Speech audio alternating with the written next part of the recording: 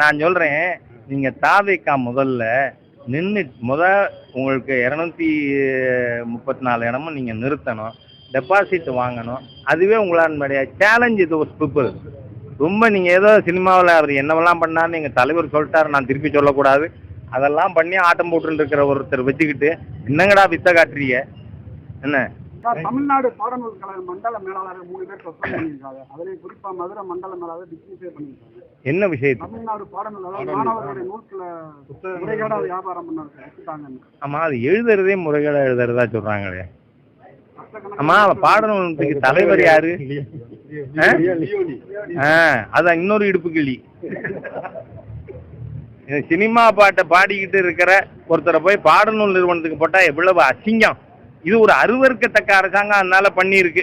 அதனால அதை பத்தி we will investigate.